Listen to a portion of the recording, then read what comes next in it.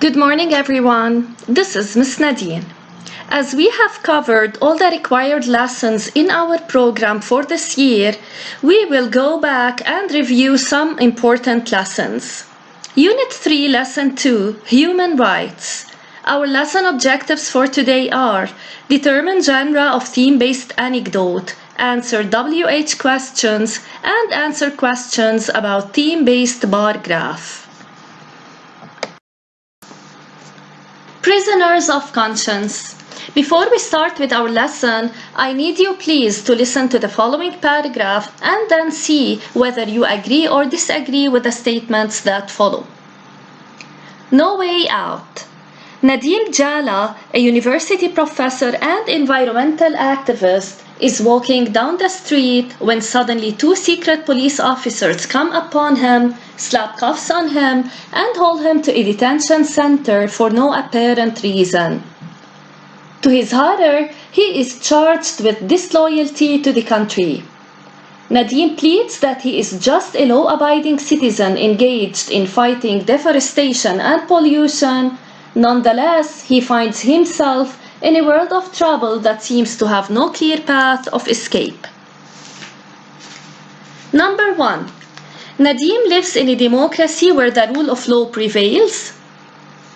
We should all disagree.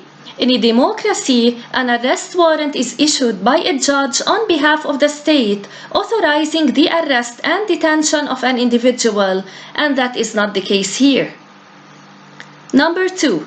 He is imprisoned because his beliefs are different from those of the government. We should agree. He is a peaceful activist defending issues that ensure the sustainability of a healthy environment. The government does not seem to care about the environment, and Nadim has become a nuisance. That is why he is silenced. Number 3.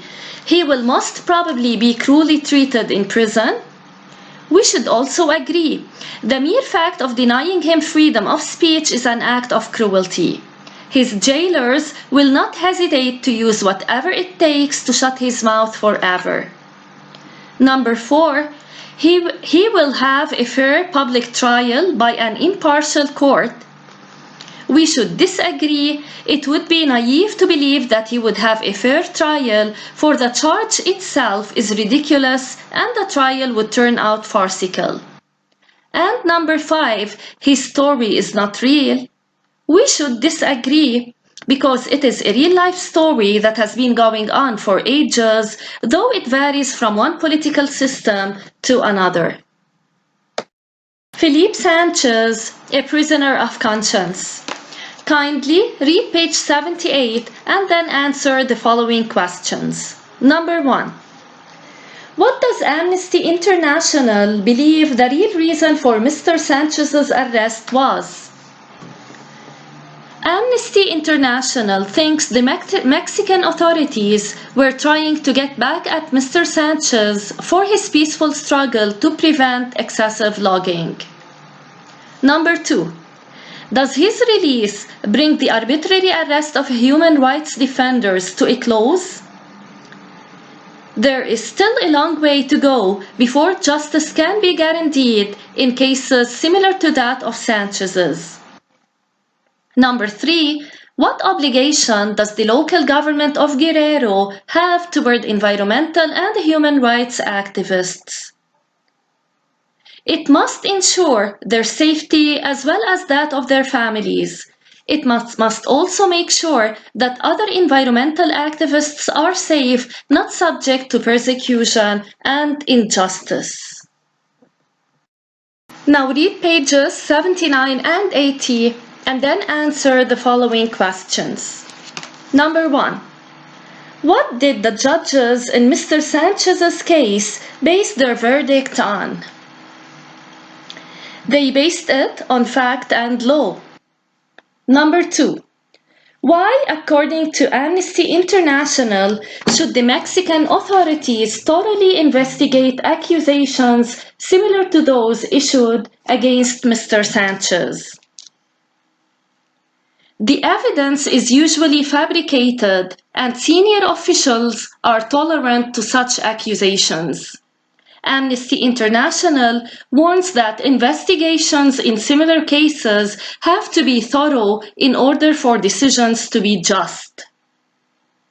Number 3, of the 14 activists named on the same arrest warrant, Mr. Sanchez was the only one released. How come?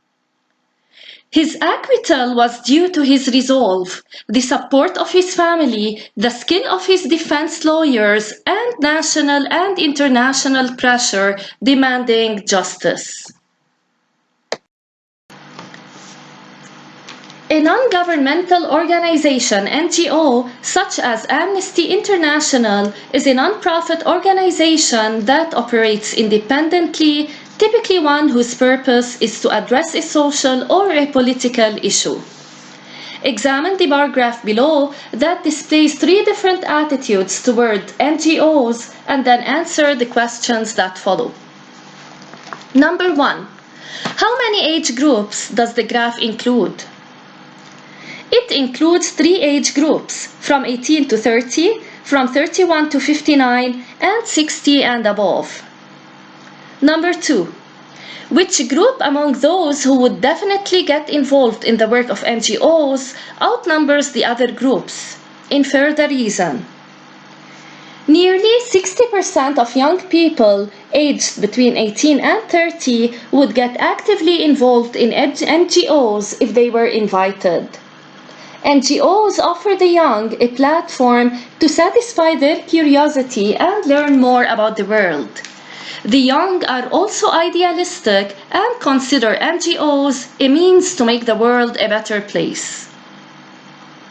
Number 3.